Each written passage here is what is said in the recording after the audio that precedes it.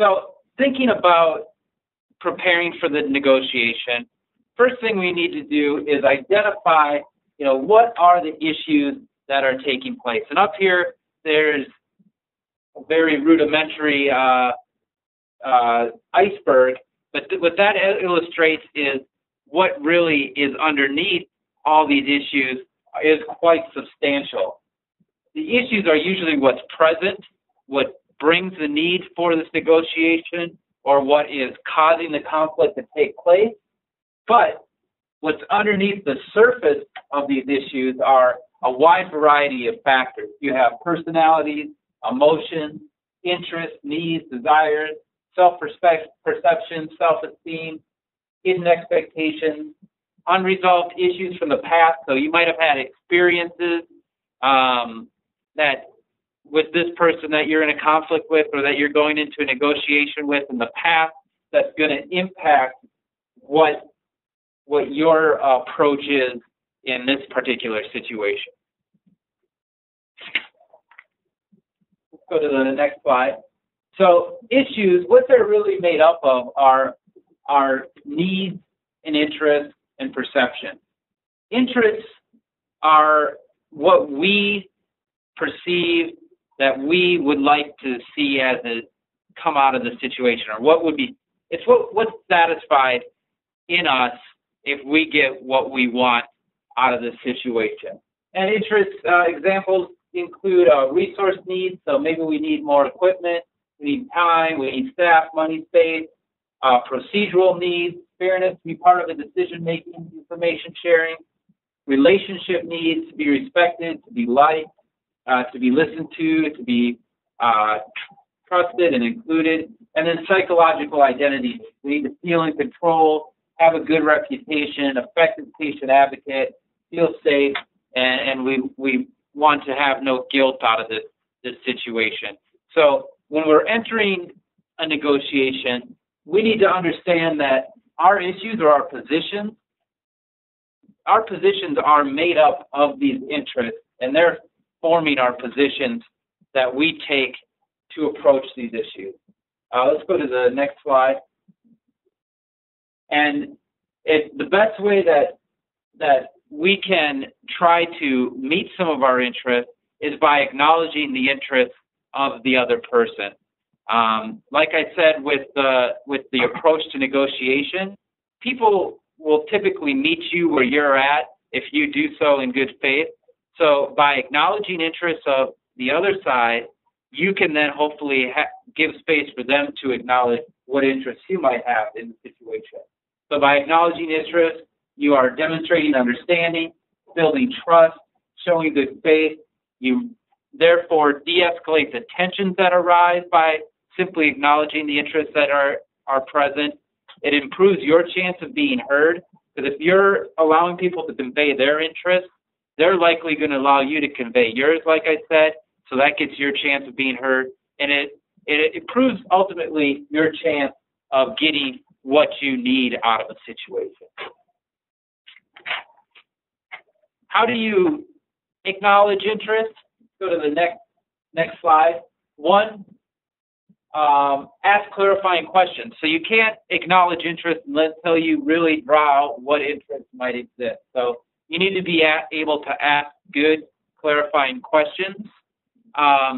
When you're acknowledging interests, a good tool that we're going to talk about here in a little bit is reframing, where you're maybe taking the dialogue or the story that somebody's conveying to you, and you're reframing it back by acknowledging interest and taking out some of the maybe negative connotations that are in that scenario or that story that they're telling.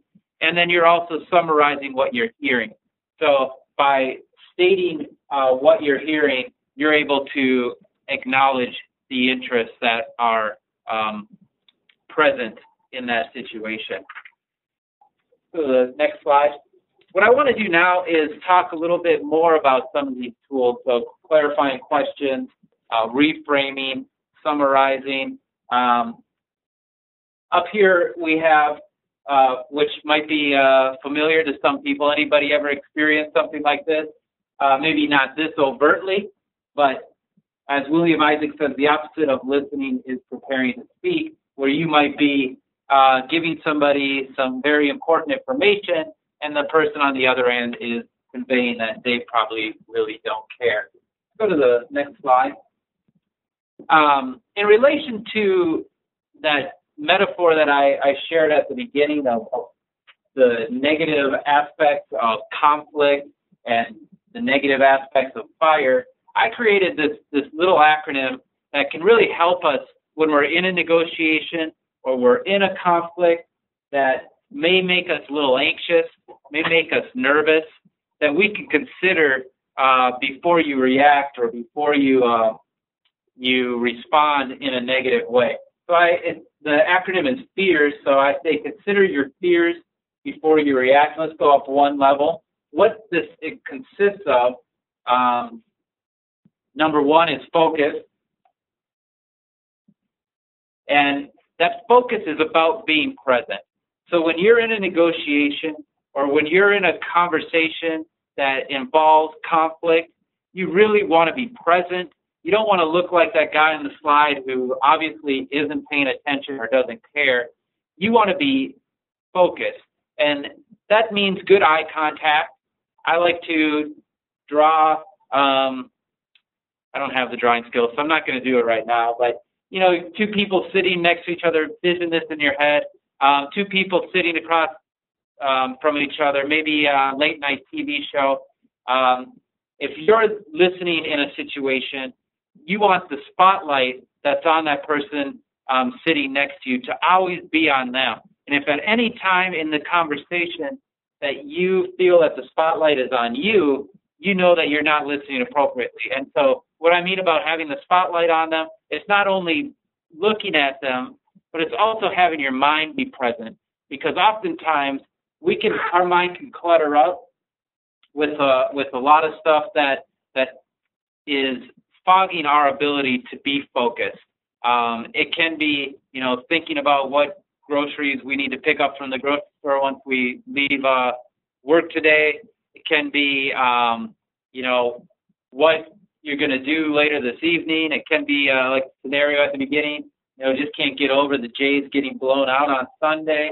There's a lot of stuff that can be fogging up our focus. Something that I also want to share that is common is we often also in a situation, negotiation or conflict, focus so much on what we're going to say next or what kind of clever question we're going to ask or how we're going to create this argument that's really going to show us that we know what we're doing, that also can fog up our ability to stay present and that spotlight to shine on the other person. So do be aware that if you do listen and you are focused, the next response or next question is going to come naturally for you. If you spend too much time focusing on what you're going to say and not listening to the other person, that's going to decrease your ability to really move the conversation forward in a constructive manner. Next piece of this acronym is empathize. So when you see the ability, when you see anger escalate, when you hear frustration in a person's voice, you want to be able to empathize effectively. Does anybody know what empathy means, or can anybody define it for me? I think I feel like it's pretty tough.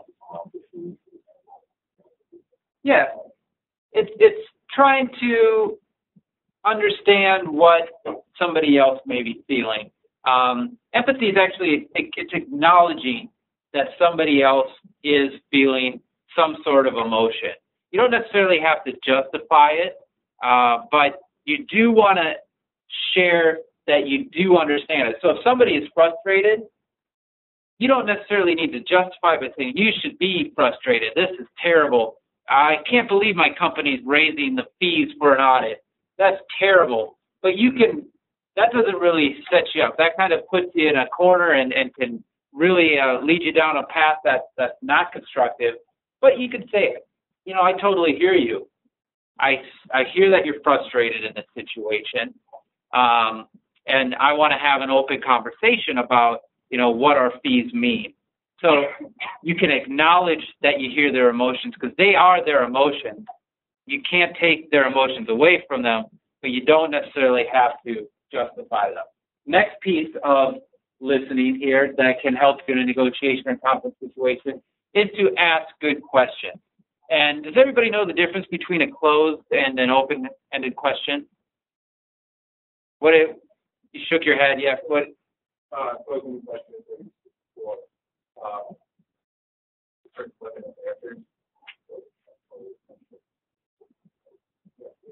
Yep.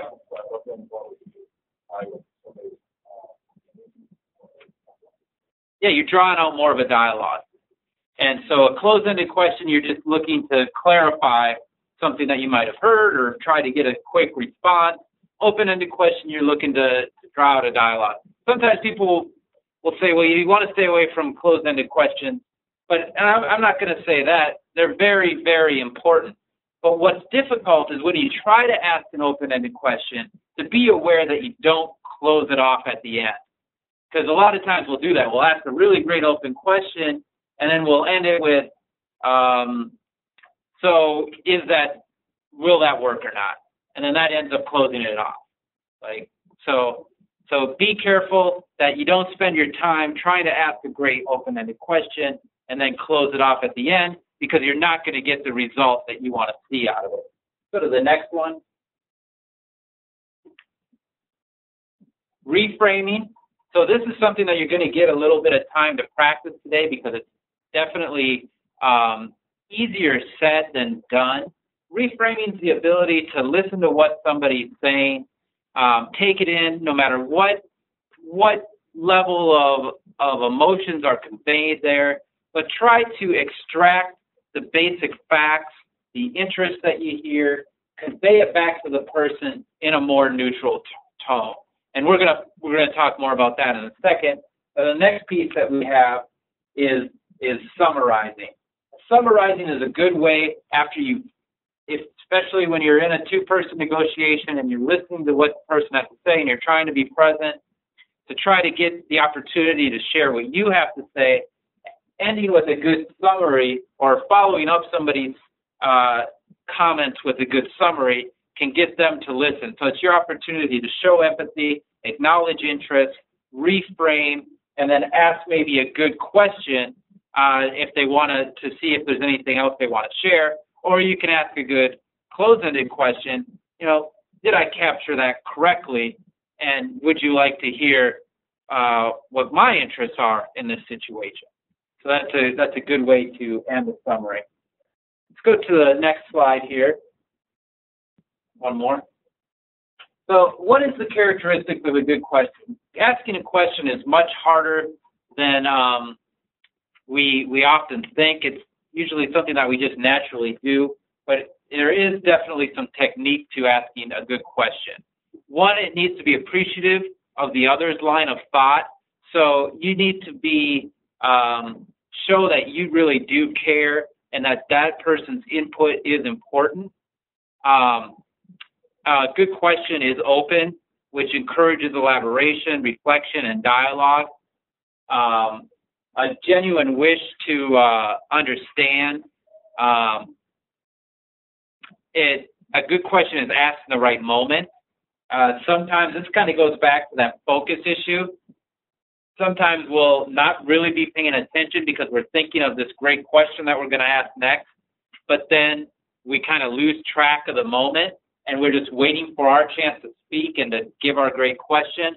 But sometimes at that point, the moment is lost and your question will just spin the wheels backwards. A good question is not inquisitory or persecutional, so you try not to add judgment, non-judgmental. It also isn't leading. You don't want to try to be manipulative with your questions either.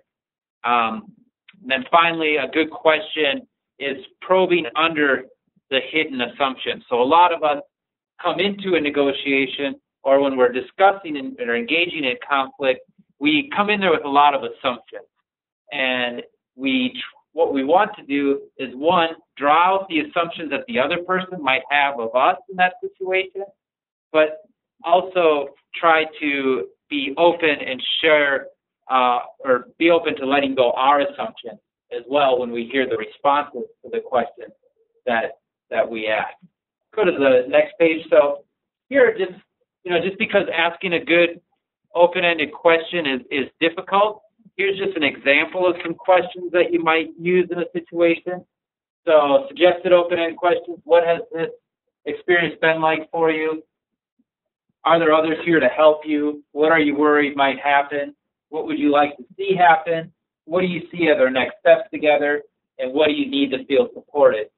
So these are all very simple, open-ended questions that can be integrated into a conversation to help move that conversation forward.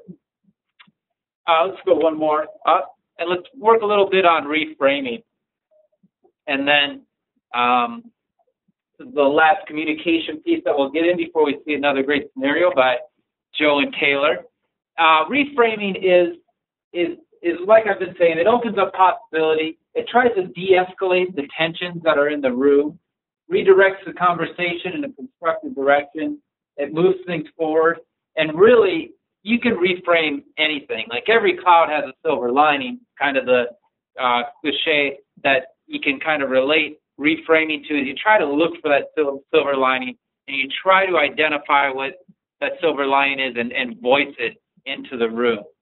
Let's go forward, and I'll kind of go over a little bit more of what reframing is. It's emphasizing what's important to the speaker, capturing the speaker's emotion, refocus back on the speaker while removing inflammatory terms. And to practice a couple reframing, next slide, we've got one up here. So this is something that we might have heard. I'm right about this, and you know it. That's something that we might hear, and we might want to have the opportunity to reframe that to try to de-escalate the tension. So a good way of reframing that, if we go up one more level, sorry. So we might respond to that by saying, you obviously feel strongly about this, and I want to understand more about your perspective. I'd also like to share my perspective with you. So does everybody kind of see what I mean by reframing? Does anybody have any other responses that you might have had to somebody that says this, I'm right about this, and you know it? Let's try another one. Let's go to the next page. This is all your fault, and I'm not going to take the fall for this. So maybe we're working on a project with somebody. Things aren't going exactly how we would like it. So how do we reframe this? We might say, so I hear you say that you don't feel at fault and are not comfortable taking the blame for it. So what you're doing here is you're acknowledging to the person what they're stating, that they don't feel like they have any responsibility here, and that they're not comfortable taking the blame for it. So what you're doing is you're not being defensive. You're not also not justifying that somebody else is, that you are responsible for it. And I think there's one more example there too. So then you could then maybe follow that up with, we definitely want to examine what contributed to the situation and figure out what we can do to move forward. Seem realistic? Seem feasible? So let's see if you guys can try one out. Go to one more. So look, just do what we say, or I will call my attorney. How would you respond to that? By reframing the situation, trying to de-escalate whatever tension might be in the room.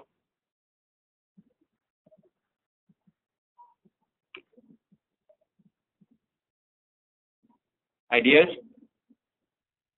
It is much harder in theory or in practice than it is in theory.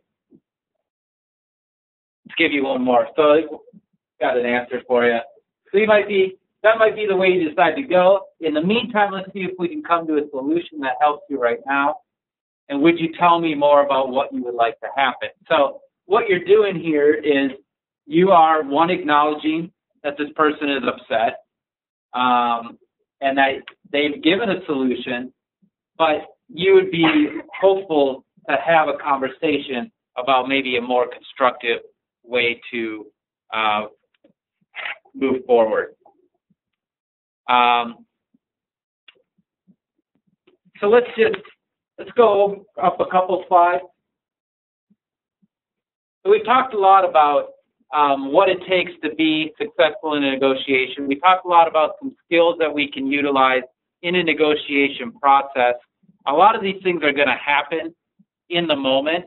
So ultimately what I want you to be is aware of what's taking place, mindful of the situation as it unfolds and what you're contributing to the dynamics of that situation. And then also what I really want you to be conscious of is how can you prepare ahead of time to be successful in that negotiation. So how can you set up the process in a way that is right for everybody to mutually gain from the situation. And to help illustrate some of these points and practice a little bit some of the communication skills that we went through very quickly, I want to welcome Joe and Taylor up to the front.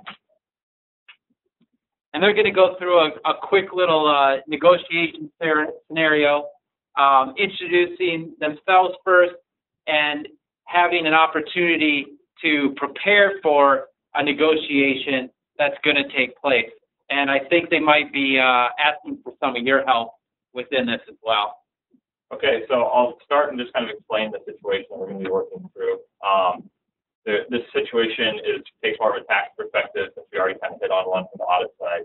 So in terms of uncertain tax positions that you might encounter, in the workforce, if there is an uncertain tax position, the new rule that's out is that you have to determine if it's more likely than not if it's going to actually come to fruition and occur. And if it is so, then you need to book it and record that expense. And so, in part of working this out, I need to think of what my client says, if I'm the CPA, of what possibly his concerns could be, what this decision could impact him, in his business and the people he has to deal with in that everyday situation, but also me. It's my professional judgment of what the right call of what my client should do, and ultimately there's responsibility for my part as well. So asking you guys a question, what possible questions could I ask Joe when I'm trying to negotiate with him in order to kind of get his side and make it not as one-sided, where I'm kind of an avoider and he's more of someone who's more engaged in the conversation. So, anyone have any questions I could ask them? In general, you could just ask him what his thoughts or concerns might be about booking the uncertain tax position. Okay.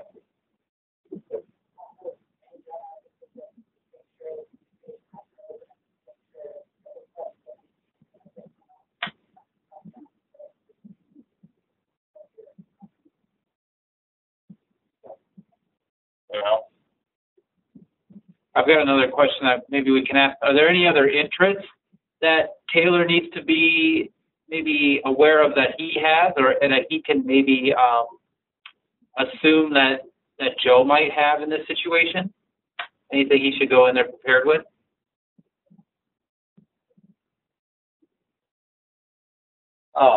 Just from Joe's position, Joe will be concerned about booking more liabilities than he already has booked right now, to kind of put his company in the best financial light. And from Taylor's perspective, let's say they don't book the liability, but people are to this book, then it might take a hit on his professional career, even worst case. So Taylor's looking out for his professional career, but at the same time trying to understand what the client wants and why he wants it.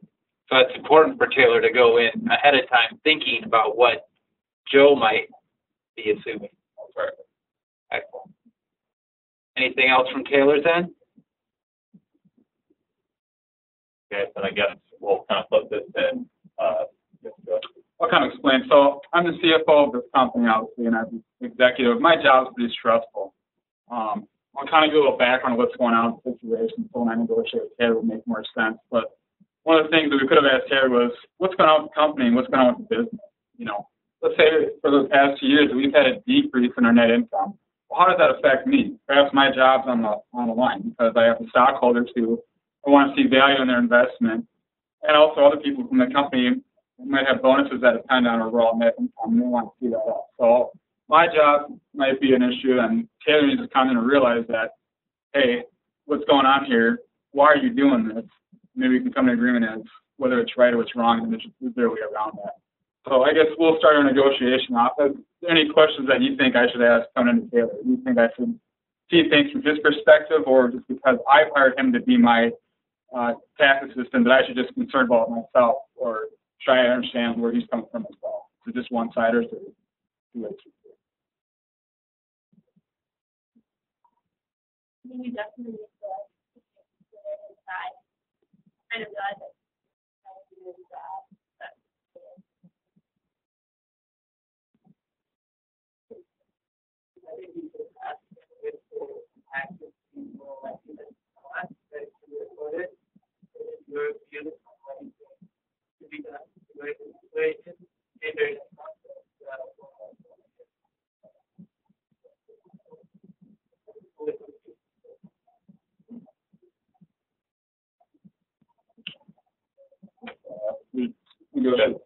All right, so we'll start off here. Taylor's come in my office, and he's going to work with me. As I said, I'm the CFO, and we'll see how this plays out. So, Taylor, good to see you again. Nice to meet you.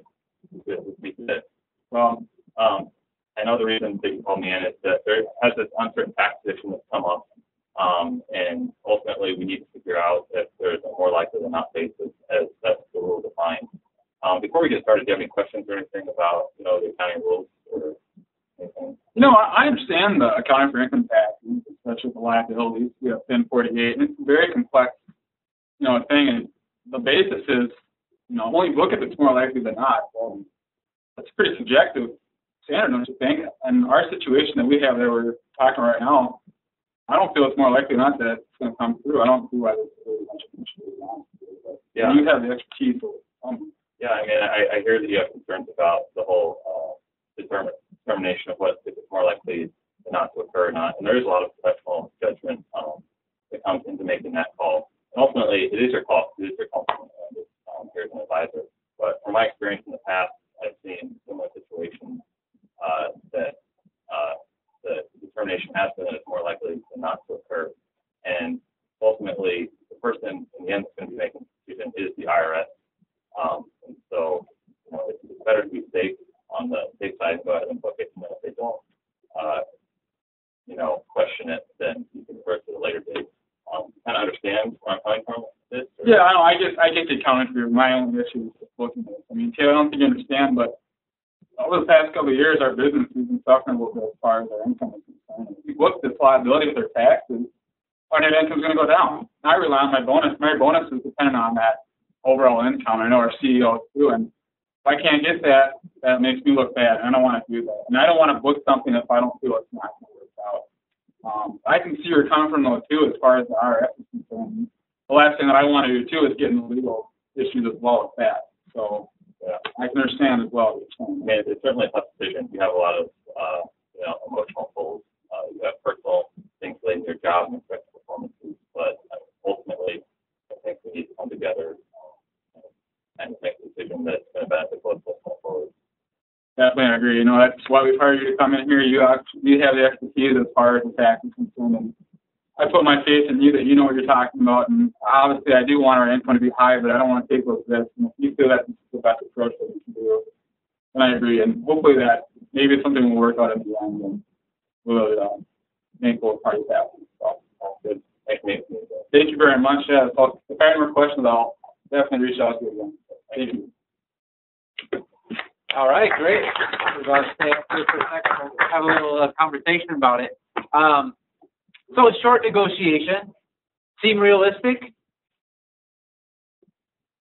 What skills did you see conveyed by both Taylor and Joe?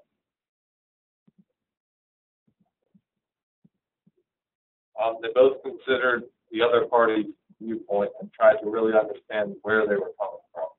Yeah, I heard some really good acknowledgement of interest, and definitely I felt that shifted the dynamics a little bit.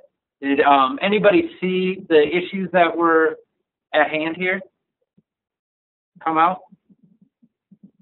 Well,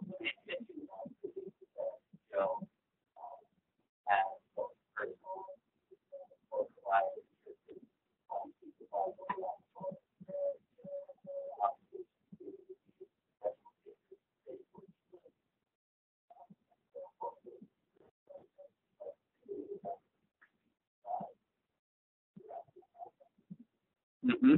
Very good. And did you see any potential where it could have gone a different direction?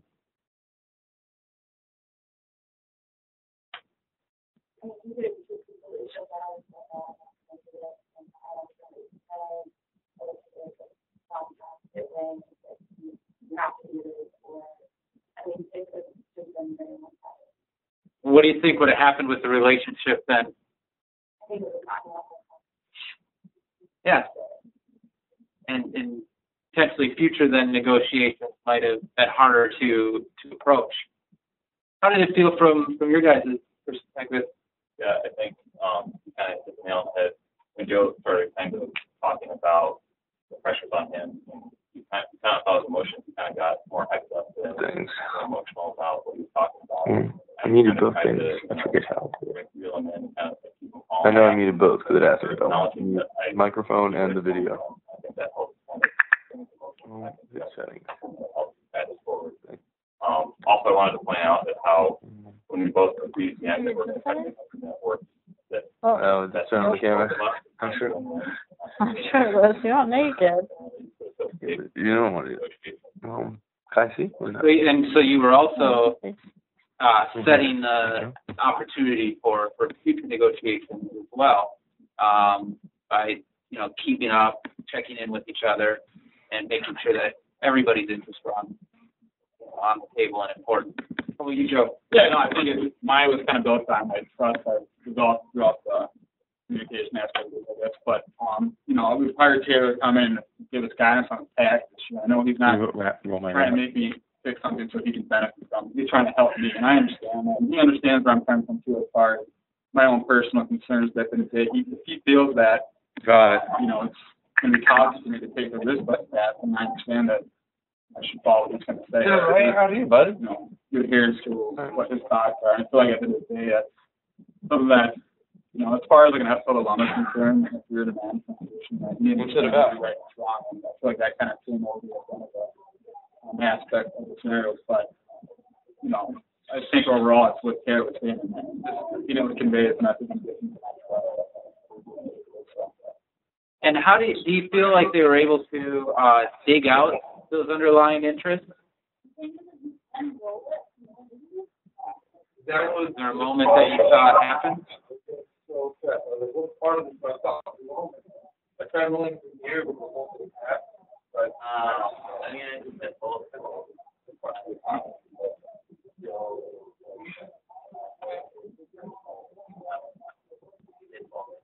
Yeah.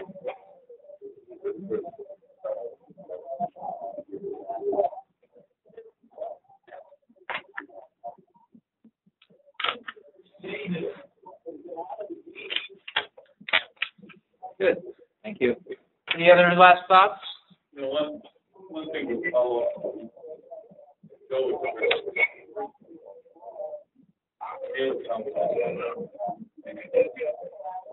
It's not a bad.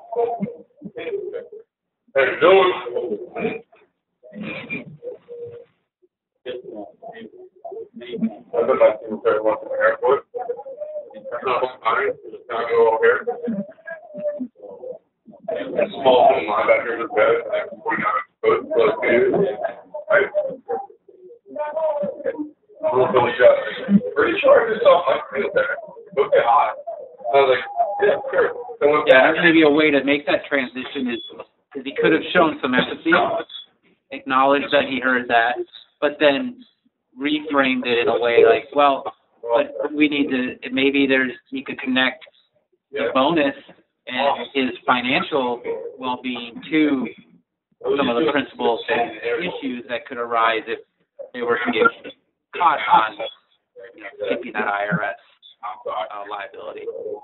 So, no problem. Like, did you have to get a fist bump? He was like, yeah, fist bump. I was like, when you do the nine, it's off.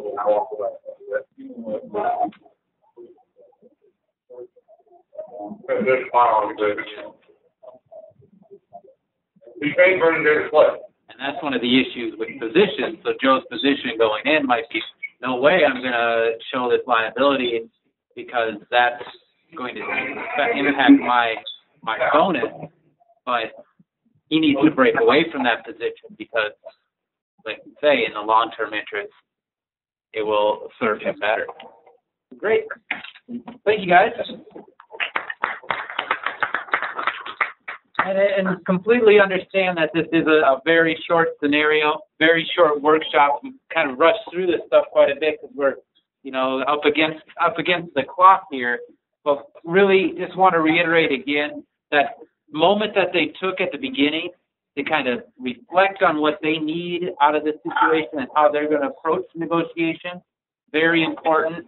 But then also being aware in the moment about the dynamics in the room, about being focused, being present, using some of those tools, the empathy, reframing, asking good questions, and summarizing. Using those tools in the moment can really help, move that process going forward.